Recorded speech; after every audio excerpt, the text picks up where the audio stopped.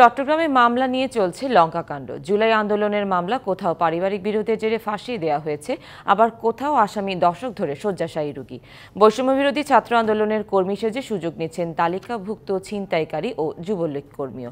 গত 7 মাসে চট্টগ্রামের বিভিন্ন থানা ও আদালতে এমন অনেক মামলা হয়েছে। অর্থনৈতিক সুবিধা নিতেই ঢালাও আসামি বলছেন আইনজীবীরা। তবে অপরাধ সম্পৃক্ত না পেলে কাউকে গ্রেফতার করা হবে না বলেও জানিয়েছে পুলিশ। স্নায়ুতন্ত্রের ব্যাধি জিবিএস আক্রান্ত হয়ে 2013 সাল থেকে গৃহবন্দী চট্টগ্রামের বাকুলিয়া এলাকার বাসিন্দা গিয়াসউদ্দিন কায়সার। কিন্তু 2017 সালে পাহাড় ধসে এক নারীর মৃত্যুর ঘটনায় চলতি বছরের জানুয়ারিতে করা মামলার আসামি তিনি।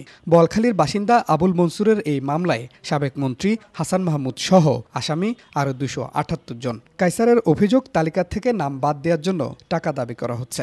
মামলা অভিযোগ করছে, আমি সেখানে ছিলাম, আমি মারামারি করছি, কিন্তু মারামারি করার জন্য মনে করেন আমার শারীরিক এই ফিটনেস ওটাও তো নাই। বলছিল যে অমুকের সাথে যোগাযোগ করলে যে উনি মিটমাট করে দিবে। 2024 সালের 21শে এপ্রিল একই উপজেলার ইসলামপুরে ইটভাটায় খেলতে গিয়ে এসকেভেটরের আঘাতে মারা যায় 10 বছর বয়সী শিশু ইয়াসিন আরাফাত। পুলিশ কারোর দায় না পেলেও মাটি কাটা নিয়ে দুই গ্রুপের সংঘর্ষে ইয়াসিনের মৃত্যুর অভিযোগে গেল বছরের সেপ্টেম্বরে মামলা করেন শিশুর বাবা জালাল আহমদ। আসামি ওই উপজেলা সহ রাঙ্গামাটি, কক্সবাজার, খাগড়াছড়ির অনেকে। সানবিট সব দিবে সামাল। সানবিট ম্যাজিক প্রেস ডিশওয়াশিং এর মাথা ঘোরানো সলিউশন।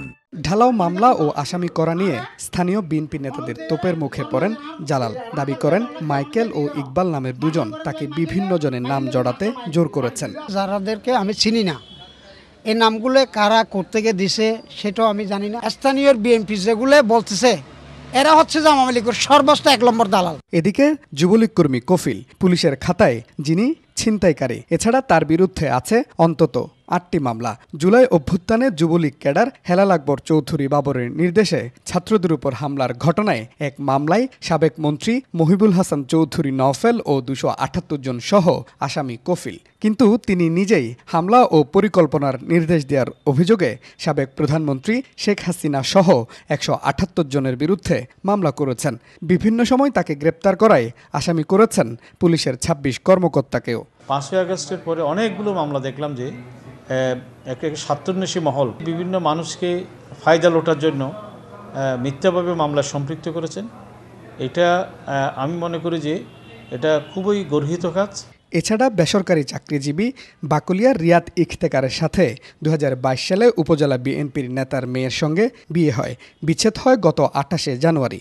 5ই আগস্টের পর তার বিরুদ্ধে মামলা হয়েছে 4টি।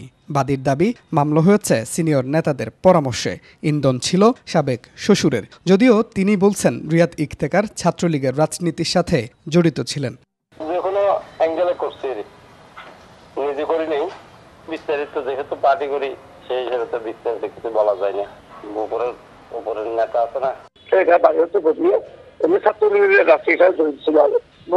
মেয়ে দাওয়াটা এই কারণে করা হয়েছে, কিন্তু আদৌ সত্য নয়। মামলাগুলো সব থ্রিডিং মামলা ছিল, আসলে ফাঁসাইয়ের পরে যেগুলো আর কি। পুলিশ বলছে এসব মামলার তদন্ত হবে কয়েক ধাপে। আপনি এজাহার দিবেন, সেক্ষেত্রে থানার অফিসার্স ইনচার্জ যিনি আছেন তিনি যাচাই বাছাই করবেন যে সেটা সঠিক বা সেটা আমলযোগ্য অপরাধ কিনা। যদি সেটা সঠিক হয় তিনি মামলা রেকর্ড করবেন। রেকর্ড করে তখন তার পক্ষ থেকে থানার যে কোনো অফিসার এটা তদন্ত করবেন। তদন্ত শেষ যখন করা হবে তখন কিন্তু যখন পুলিশ প্রতিবেদন দাখিল করা হবে তখন এটা অবশ্যই যাচাই বাছাই করে নেওয়া হবে।